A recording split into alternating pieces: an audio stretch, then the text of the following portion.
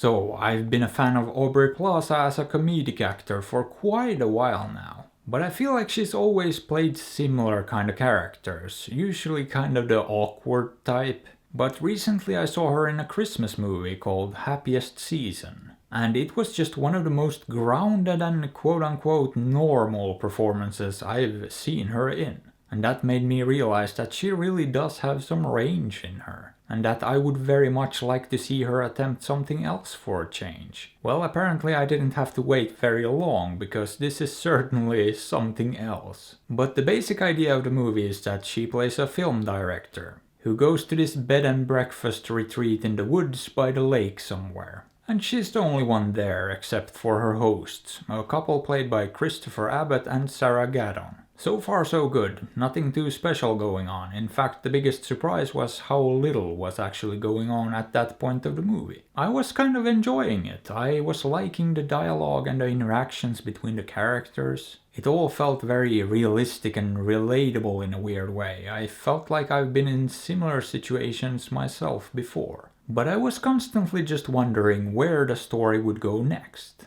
What was gonna happen to sort of kick it into motion and to really get it going. Because something needed to happen, and eventually something did indeed happen. First, something kind of expected. It wasn't a huge surprise, but that was then followed up by something very unexpected. And if you gave me a year to figure out what would happen next, I wouldn't come up with the scenario that actually took place. It's a very strange choice, and it turns the movie into something completely different. And that can more often than not be a problem, because there can very easily be sort of a disconnect. However, in this one it actually makes sense. Well, enough sense at least to connect the two parts of the movie. But if the first part is pretty mellow and laid back and not much is going on, apart from some tension, the second part is hectic, intense, and there are more things going on than I could probably follow. And there is a very fitting word I'd like to use here to describe the movie, but I feel like that would be a borderline spoiler.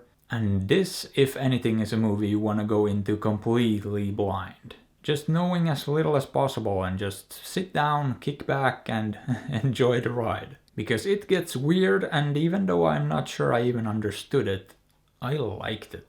Now there were a few things that really didn't make a whole lot of sense to me. The first being the title, and yeah, there is sort of an actual black bear in this. But why it was there and what it represented, what the purpose it served went completely over my head. And the other thing I didn't get at all, and which actually felt very out of place, were these two running gags, one involving coffee and the other diarrhea. Yeah, I didn't get it at all, and it felt almost like slapstick comedy in a movie that is very much not that.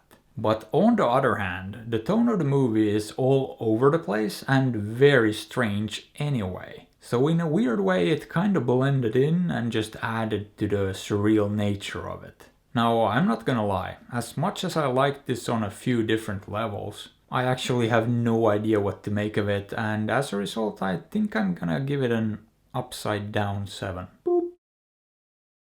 But would I recommend it? Yeah, if you're into odd movies that get kinda out there, probably give it a shot. Otherwise, you can maybe skip it, or don't, after all, I'm not your dad. But hey, what are your thoughts on this? Have you seen it? Did you like it? Let me know. And if you enjoyed the video, maybe give it a thumbs up or sub to the channel, because that would be fantastic.